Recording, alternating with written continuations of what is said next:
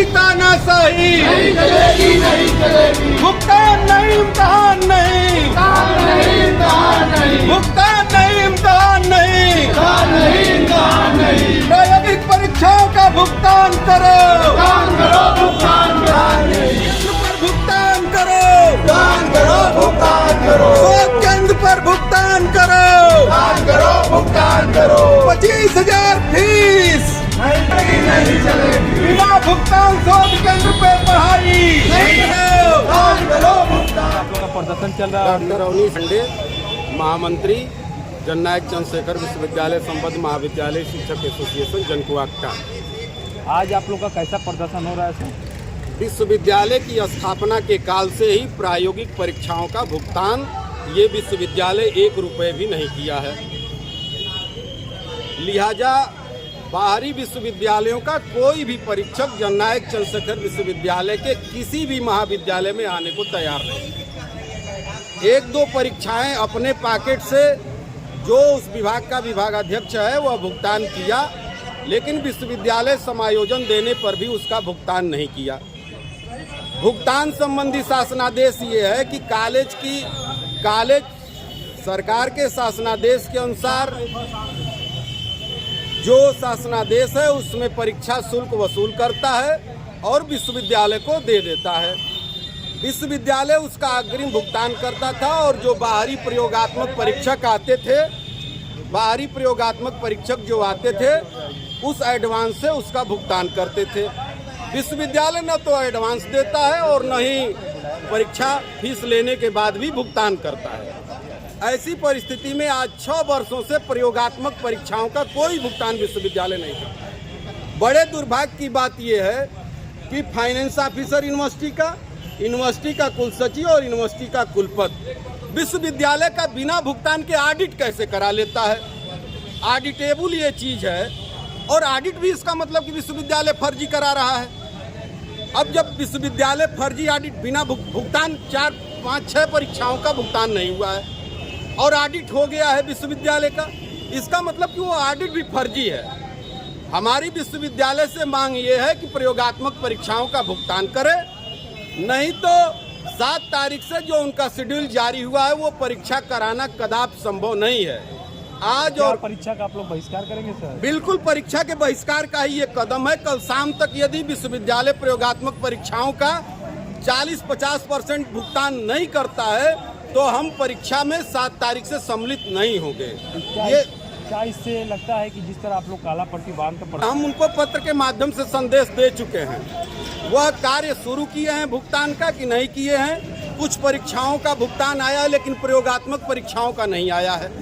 प्रयोगात्मक परीक्षाओं का जब तक वो भुगतान नहीं करेंगे बहिष्कार जारी रहेगा। क्या अन्य विश्वविद्यालयों में ऐसी प्रक्रिया चलती है? बिल्कुल, एडवांस दे दिया जाता है और कॉलेज उसका भुगतान करके और समायोजन विश्वविद्यालय को दे देता है। सारे पूर्वांचल विश्वविद्यालय में, गोरखपुर विश्वविद्यालय में, कानपुर विश्वविद्यालय में, हर काशी विद्यापीठ से हम अलग हुए, वहाँ से भी एडवांस मिलता रहा है। मतलब इन्होंने उस प्रक्रिया को बंद कर दिया। लेकिन जैसे ही जननायक अपना विद्यालय खुला 1-2 बरस वो लोग अपने बजट की कमी का रोना रोते रहे, लेकिन फीस तो वो वसूल कर रहे हैं। जब से विश्वविद्यालय बना है भुगतान नहीं कर रहे हैं। इसका मतलब कि या तो वो पैसा लूटा जा रहा है अन्य तरीके से, या तो उसको वो रिजर्व फंड में रखे हुए हमारा भुगतान नहीं कर, वो भी गलत है। जब आप हमसे वसूल किए हैं तो कॉलेज को पुनः उनको वापस करना चाहिए। दूसरा, शिक्षा शास्त्र विभाग जो है वह कला संकाय में आता है। उसके संकाय अध्यक्ष बीएड संकाय के हैं। एनईपी 2020 कहती है कि शिक्षा शास्त्र जो है कला संकाय का विषय है, उसमें बीए में या एमए में मान्यता उसको कला संकाय के अंतर्गत दिया जाता है और उसका डीन जो है वो बीएड फैकल्टी के लोगों को बनाया गया है। कुलपति जी जून से यह आश्वासन दे रहे हैं कि इस बार करा दीजिए, उस बार करा दीजिए। बोर्ड ऑफ स्टडीज करा देते हैं शिक्षा शास्त्र के टीचर और उनको बीएड संकाय से अलग नहीं कर रहे हैं, लिहाजा उन शिक्षकों का शोषण होता है। तीसरा बड़ा मुद्दा है कि छत्रपति साहू जी महाराज कानपुर विश्वविद्यालय में जो शोध छात्रों की फीस वसूली जा रही है, प्रति लेक्चर प्रति शिक्षक को 1500 रुपये भुगतान हो रहा है।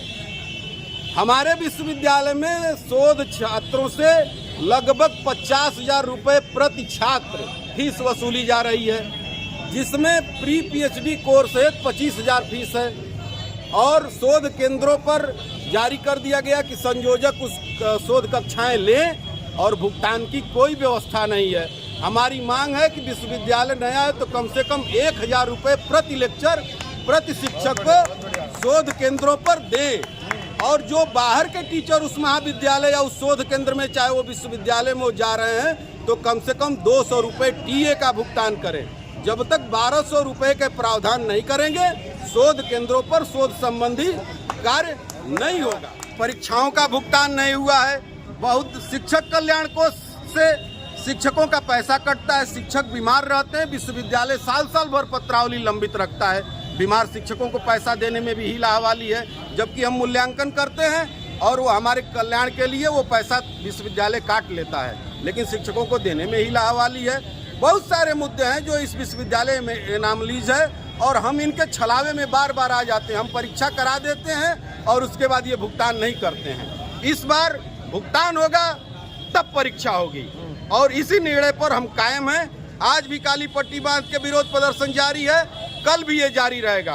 कल शाम तक हम इंतजार करेंगे, नहीं तो कल शाम को अध्यक्ष और संगठन की उपस्थिति में निर्णय सुना दिया जाएगा विश्वविद्यालय को कि हम परीक्षा में का बहिष्कार पूर्णतया करेंगे।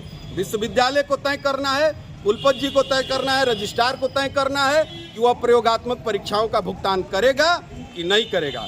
करेगा तो परीक्षाएं होंगी और नहीं करेगा तो परीक्षाओं का बहिष्कार होगा।